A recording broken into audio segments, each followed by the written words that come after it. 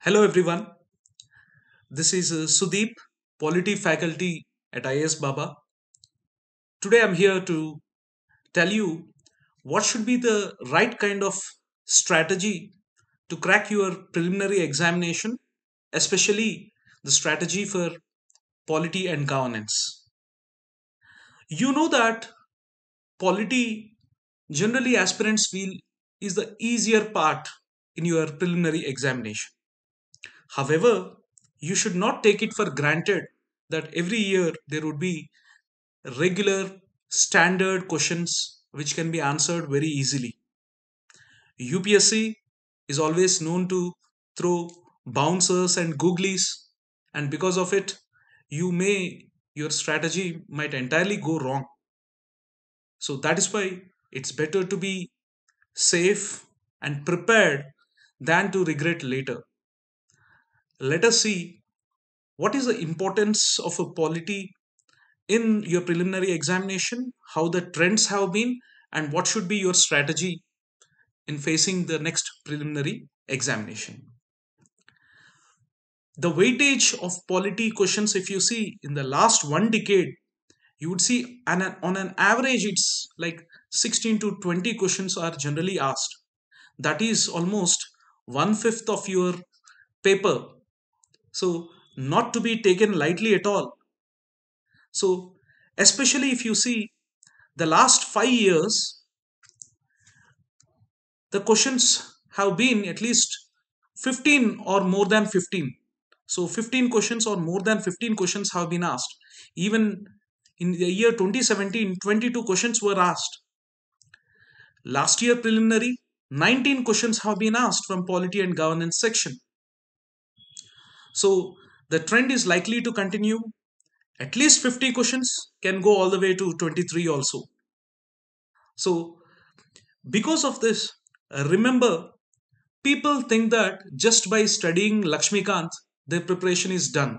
I have to just revise Laxmikanth and probably look at few current affairs and revise them, and that is enough for that is enough for preliminary examination. But this is a classic and cliched way of preparation in which there are chances of your strategy going entirely wrong, because if everyone is studying from the same source, the book Indian Polity by Laxmikanth, and think that your preparation is done just by revising it, the last few years you must have realized, if you look at the question papers, that the questions are not so likely to come from Laxmikanth. Yes, there are some questions which are asked from your standard constitution articles. So referring to Laxmikanth would be sufficient for some questions, but year on year you would see that the weightage of questions which appear from your Lakshmikant book would decrease, and that trend is going to continue. That is the reason you need to be better prepared than just mugging up or revising Lakshmikant. So yes, your standard book Lakshmikant, it is helpful. It has simplified your constitution, the articles. So do not neglect this book. But along with this, please be prepared all your NCRTs. So NCRTs, there may be certain statements or some concepts which are mentioned in your NCRTs, but not so elaborately given in your Lakshmikant. So that's why give a good reading of NCRTs at least once. And will this be sufficient? No. Apart from your Lakshmikant and NCRTs, it's also better for you to go through NOS books on political science. Even 2021 prelims exam also, you have seen some of the questions being asked from NOS book on political science. Concepts from your political science, philosophy of the constitution. Here, every year questions are being asked. At the same time, when you prepare for current affairs, it's not just that you are studying the newspaper, the Hindu or Indian Express or whatever newspaper you are referring to. Just by studying is it enough, or are you going one step deeper and trying to understand the concept?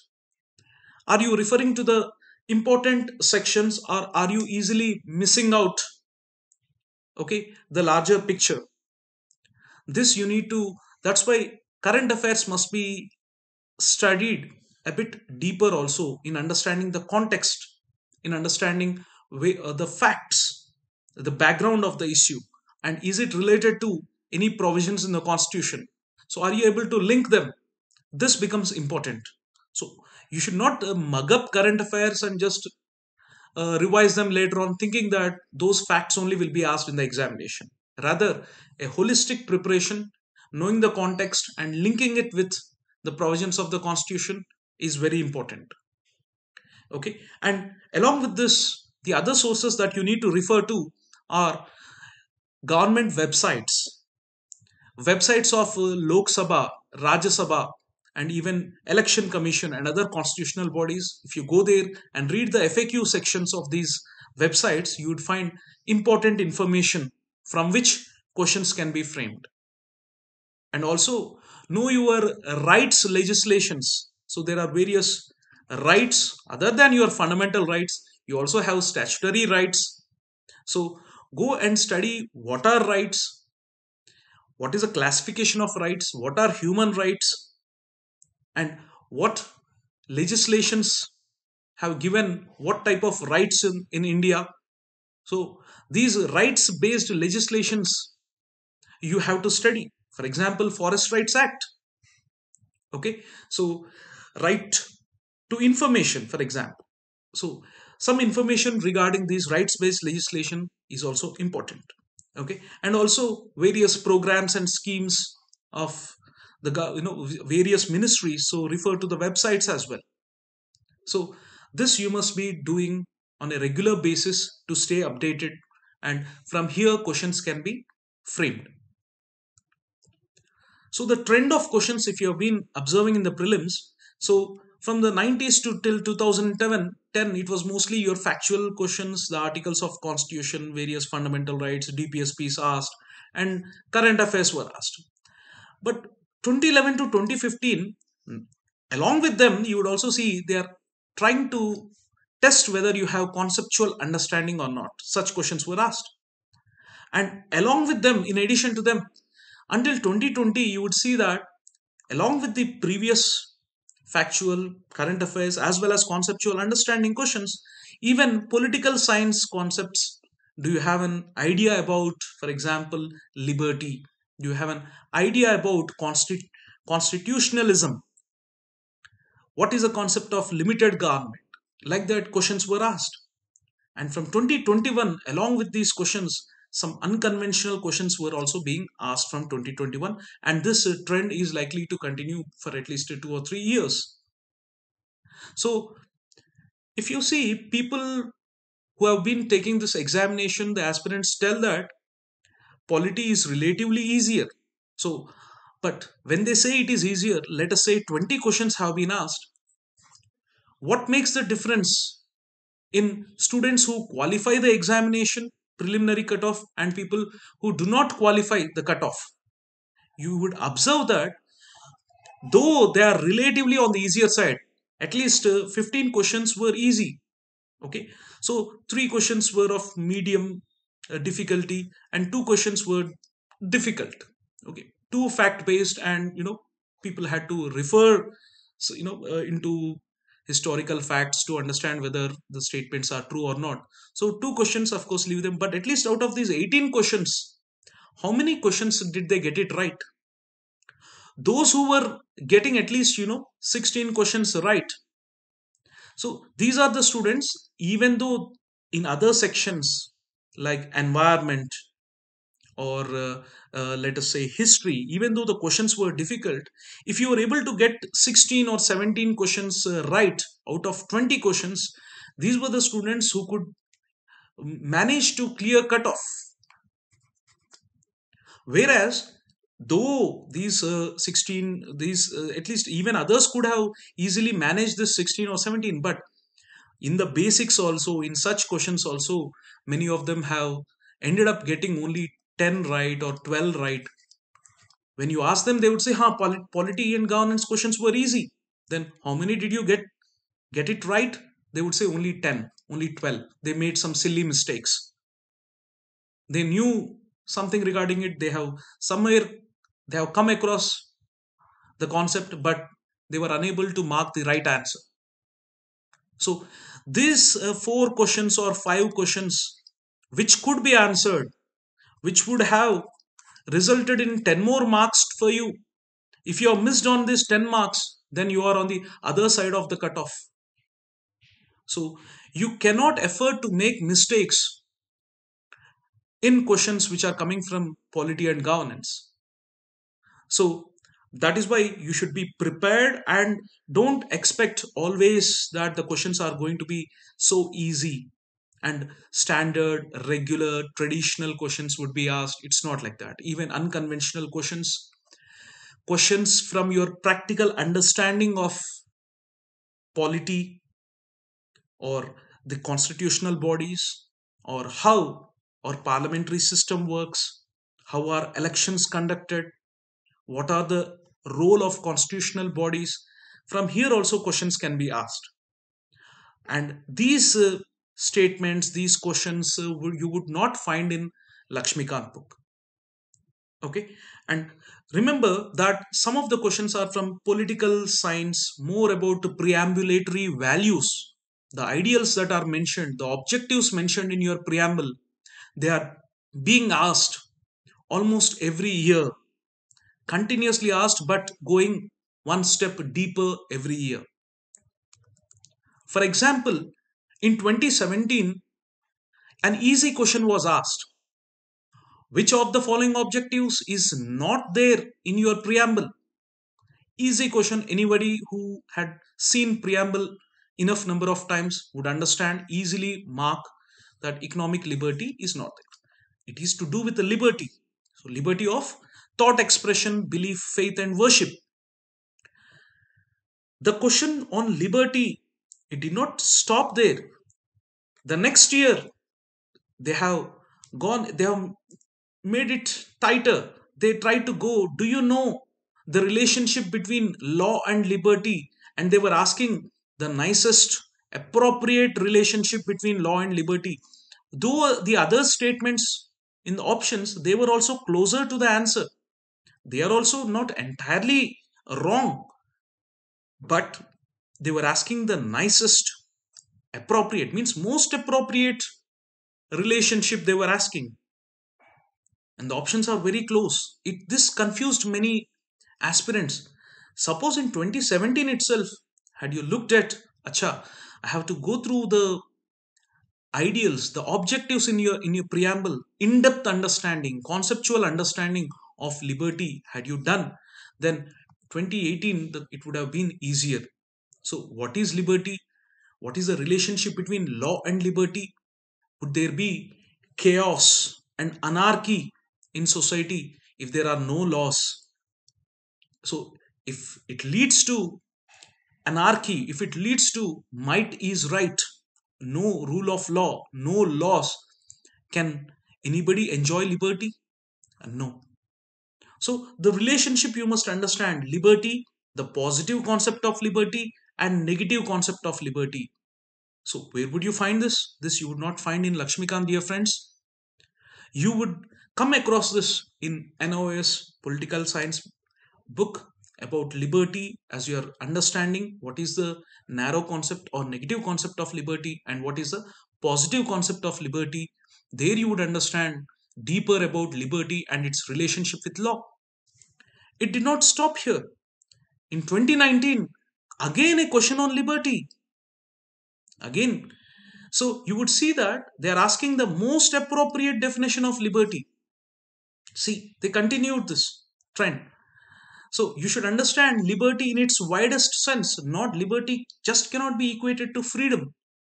So there should also be opportunities to develop oneself fully. When you say somebody, we have liberty, then are there opportunities to develop oneself fully? These are also right answers, but they are asking most appropriate definition. So that is how you need to go deeper and understand these concepts, and not just on the surface. Just one glance at your preamble would not be sufficient, or just reading your Laxmikanth and revising would not be sufficient. Then, in the last preliminary examination, again on liberty, what are the factors which become the safeguards of liberty in a liberal democracy? A question was asked. Okay, and here also, of course, some students were able to guess it, but some of them have got confused between committed judiciary and separation of powers. Again, if you read from your NOS book on political science, if you had read about liberty in any of the previous years, if you had read deeply, then you would understand separation of powers. And committed judiciary, committed doesn't mean they are committed to constitution. Committed judiciary means a judiciary which is hand in glove with the executive, which toes the line of the executive, the government of the day. So it is not an independent judiciary. Had they given independent judiciary, an impartial judiciary, that would have made sense. But committed means they are committed more to the executive. So this is not the right answer. Of course, it is in fact a decentralization of powers and not centralization of powers. And elected government doesn't necessarily safeguard liberty. Yes, okay. Of course, remember, even some of the Nazi governments were also elected governments. So, separation of powers clearly mentioned in your NOS political science book. So that's why, see, number of times the questions being asked from preamble. So how well do you know your preamble? Do you know them deeper? Do you have a deeper understanding of these concepts? Okay, so that is what is important. And when it comes to from current affairs, some of them in the last, when a question was asked about the difference between a judicial custody and police custody, or what happens in a police custody, what happens in judicial custody. A question was asked about judicial custody. What happens? Where is the accused placed? Is he in the custody of magistrate, or is he locked up in police station or in jail? And whether the police officer can interrogate the suspect without the approval of the magistrate. This question was asked, and people were wondering why they suddenly they have gone deeper and asking a question from law. So again, you have to refer to current affairs. In current affairs, many people, you have seen so much of hangama made by media when it came to Sushant Singh Rajput, Riya Chakrabarti's case. So much about Riya Chakrabarti was made, so much about the suicide. But if this is the current affairs that you are studying, okay, if this is what you are attracted towards and watching this and wasting your time, okay, then you're on the wrong track. Related to this, when everybody were concerned about whether it was a murder, suicide, or who is involved, you should be studying about such articles. Clearly, on September 9th, 2020, before your preliminary examination of 2020, okay, even before 1 month, a question, an article was there. What is police custody? What is judicial custody? Okay, so clearly they have mentioned what happens in the police custody. Where is the accused put? Okay, and what happens in judicial custody? Where is he put? And can the police in the police custody, and whether the investigating officer can interrogate directly, whether in judicial custody, okay, can he interrogate without the magistrate's permission? Clearly an article, this article mentions, and this is the type of current affairs you need to be following. And even if it is not mentioned, you need to understand. So much hangama about similarly in Aryan Khan case. So will you be studying about what drugs are caught and what is caught, or would you be understanding the legislations? What are the procedures? What are the protections that the fundamental rights give to the accused or during conviction? This is what you need to be studying, and you need to link this current affairs to the provisions in the constitution. Okay,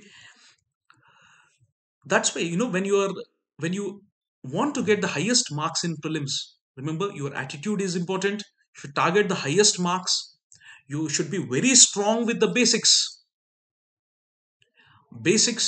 concepts. You have to be very strong. Conceptual understanding should be there, not rote learning, I'll study everything from Laxmikanth cover to cover and I should get marks. You won't get good marks. I tell you that increasingly the questions will be asked outside Laxmikanth, because everybody gets hold of the book and they think that that book is the Bible for polity and governance. That is why UPSC deliberately may ask questions outside Lakshmikant. That's why concepts, your understanding, your basics, and even if the question is twisted and turned, if you have strong, deep understanding of the concept, you will not go wrong. And holistic understanding of the topic is important. For that, do you have zeal to learn that? Are you making an effort to know what it is? Then you would get high marks in prelims. Revision is the key. Once you have studied all of them, then how many times are you revising? Are you giving regular tests and checking yourself where you are weak at? Which areas are you weak at? And while revising for the third time, fourth time, you have to revise with an anticipatory approach. When you're studying a paragraph, you are studying a concept, you imagine yourself as paper setter. How would you frame a question? How can the question come? If you are studying like that, I guarantee you, you would be doing wonders in polity and governance. Okay, few revisions would be enough if you go with an anticipatory approach in revision. Other methods are also there to get highest marks: intelligent guesswork, elimination, taking some calculated risks. These all have to be done in your prelim examination, not only for polity, for also for other subjects as well. We at IS Baba, we are providing preliminary exclusive program, making you understand the right strategy, not only for polity but also for other subjects. I would be taking this PEP course polity section. So starting from Jan 24th, we also are doing like a rapid revision, but also strong concepts, which are questions which are coming from your preamble, values, state, nation, country. What are the types of governments? Here questions are asked. And I have done that in the previous PEP programs as well. Students have immensely benefited because of the classes. Okay. And we would also be linking up how the current affairs are linked to the various provisions of your constitution. For example, CAA, NRC, NPR, how they are related to your citizenship. This we need to be understanding. Okay, and some of the landmark judgments along with fundamental rights, not just rote learning, but you know that Supreme Court judgments are important. Some of the landmark judgments, how they are linked to your articles of the constitution, we must be understanding. Okay, and even there is no question paper without something related to Gandhian ideology or about Gandhi's works. So questions could come from Gandhian ideology as well. So here we also try to make you understand while teaching the Gandhian principles, what Gandhian ideals and ideology was. Okay, so like this you can see we try to give a practical understanding of our parliamentary system, and also how there are some differences with the other constitutions as well. And wherever there is a chance of asking any question, depending on the trends or experience of having seen the papers for the last 10 years, so we try to teach you in a way where you can yourself anticipate certain questions and be prepared. Okay, so this is the schedule for polity and governance preliminary exclusive program. Along with this, we also provide handouts, we provide regular daily tests and their evaluation, the key and explanation. You can test yourself where you are going wrong, why you are making these silly mistakes, so as to avoid that ending up getting 10 out of 20. You should be targeting somewhere between 18 to 20, so which is more than 90 to 95%. That is what you must be targeting, and why not even 100%. Okay, so this is the schedule, and we also have mentorship program, so you can discuss with your mentor what is going wrong and how you can improve your preparation strategy. The faculty, we ourselves, we are going to help you in devising the right strategy in making as minimal mistakes as possible in this preliminary examination. So if you are interested, go look up on the IS Baba website at the course and these details, and do enroll for the course. It would immensely help you in your upcoming preliminary examination. All the best.